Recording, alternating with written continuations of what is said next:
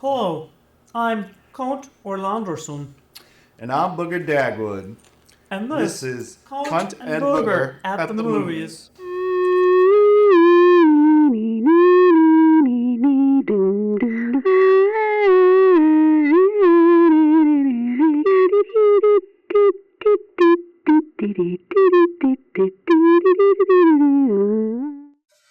All right, welcome back, everybody. Yes, We got Kont, Kont. Kont Yes, Kont. and then I'm Booger Dagwood, Yes. and this is Kont. Kont. And today we're doing the very, very fun movie, 1985's Breakfast Club, directed by John Hughes. A much beloved film. It was fun, man. Yes. Starring Emilio Estevez, Charlie Sheen's brother, Yes, and Martin Sheen's dad. yes. Ali Sheedy, Oh, she that one chick, the ginger from that one movie. Molly Ringwald. Molly Ringwald. And Steve Buscemi. Judd Nelson. Yes, Steve Buscemi's in it? yes. Who's he play? He plays the principal. Oh, word. The guy with the Yes. bullhorns. Yes, And then there's a janitor in it. yes. And the principal and the janitor have this like existential conversation in a closet for some reason. And it's very homoerotic. Because you know right after the camera was stopped, Yes, you know what was going on. yes. So I did enjoy the movie. It's kind of like a little coming of age story, sort of mixing of the social classes. You know, you got the jock, the prep girl, the sort of criminal, and the mental case, and they all kind of like, and then the nerd. I forgot the nerd. There's a nerd, and they all kind of come together and Yes, work on the this nerd Michael assignment. C. Hall, I believe. Yeah, they work No, on this. What is his name? Hall. Hall? The one who was in Dexter. Hall? Michael C. Hall is in Dexter. Yes, I believe it's him. Yeah, Yes. well, he grew up and was in Yeah. Dexter. But the film's really simple, man. It's basically just these 5 people in a room all day. It is very much like a play. Yeah, and Yes. but it's fun. It's just I don't know. I don't know how to explain it. It's just a fun movie. Like you like the characters. You wish you could be there to hang out with them. Is a good way of like every time I see a movie, I'm like, do I envision myself in this movie? Would I want to be in this movie? You know, I can love a movie but not want to be there. Like I wouldn't want to be in Predator. Are you fucking kidding me? Predator would eat me. Yes. But in this movie, I'd want to hang out with the gang. I must admit that when I was younger, I had many Ali Sheedy posters all around my bedroom. You like the crazy girls? Yes, They bite. indeed. That has been part of the attraction. Depending where though. Yes. But I too actually liked Ali Sheedy more than Molly Ringwald in this one. Yes. I'm Molly not. Ringwald was in the Jean-Luc Van Damme film, King Lear. Was she? Yes. What's? She was cast in a... Was that an Aaron Sorkin play? I believe so, yes. And she was cast in a sort of metaphysical way as a commentary upon her own fame as yes. I'm just not a huge fan of the redhead hair and freckles. I know a lot of people are.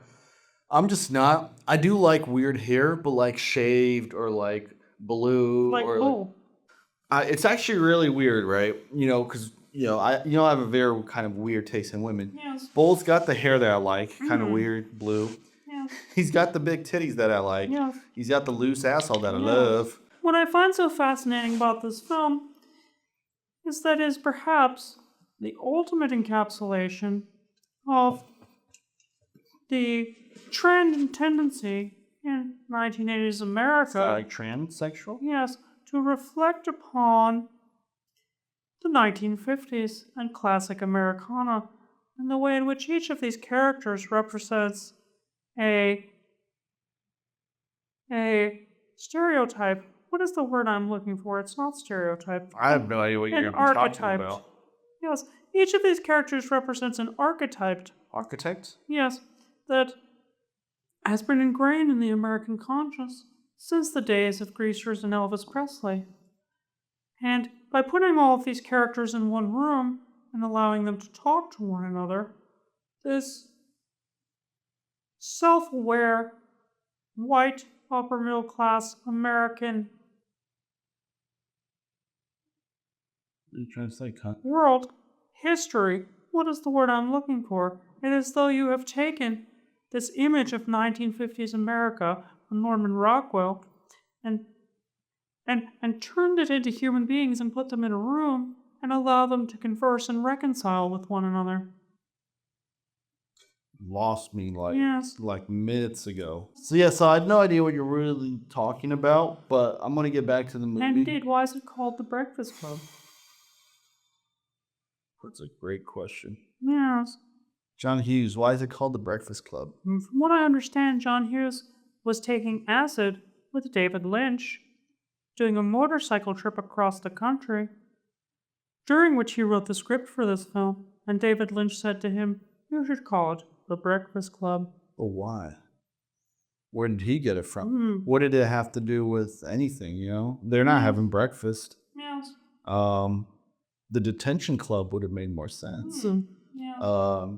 I don't know. Maybe someone out there watching knows. You can leave us a comment. We'll read it on my Motorola Flipbook phone. Yes, or my BlackBerry. Your BlackBerry. Because I have no idea. And then I remember just these kids are the main characters, but the principal's pretty badass, and he's kind of like this authority figure. But then it's weird because he has that conversation with the janitor, and you almost kind of feel bad for him because like it's clear that he's like he wants them to do good. He's just like disillusioned that these are the people that are going to be leading society. Yeah. And if you look at how society is now, some like 15 years later since the moon was Perhaps he was made, correct. he was correct. It's a shell. It is indeed. And this is John Hughes makes some good movies. He made this and a couple other movies that we like. I like the movies where he makes with John Candy. Yes. Because John Candy's just a beast and just huge. I Uncle- always say you Uncle- kind of look like him. Uncle Buck.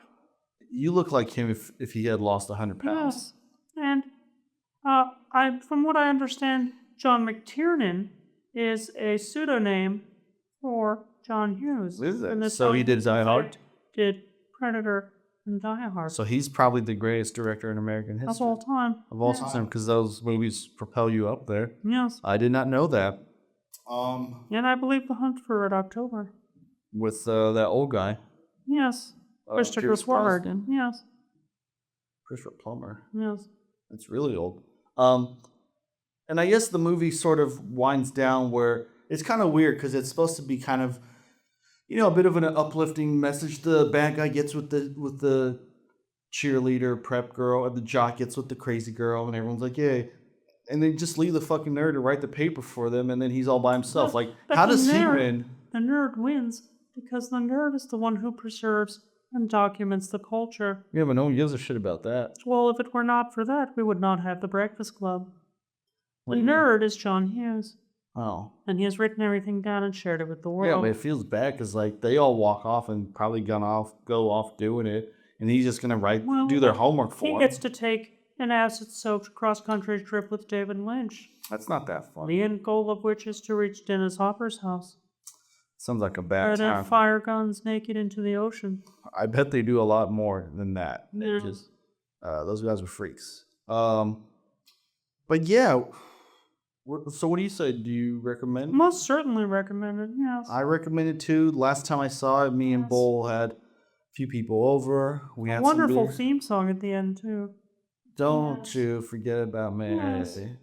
That one, and then he goes like, Yes. I don't know why he does it. There's no one there. He's fisting the sky. He's like, yeah. He's like, Yes. and there's no one there, so I don't know why he's It's doing a it. gesture of two things. The American male desire to conquer everything, and also his inner masked perversity, and his desire to fist Mother Nature. Hell yeah. Yes. It's funny because you know how everyone gets together and watches Rocky Horror Picture Show, Yes. and they do themed dress ups and stuff. Yes. We did that with Bull for this show. I dressed up like the prep chick, Yes. and Bull dressed up like the jock. And you ended up with one another No, at the end.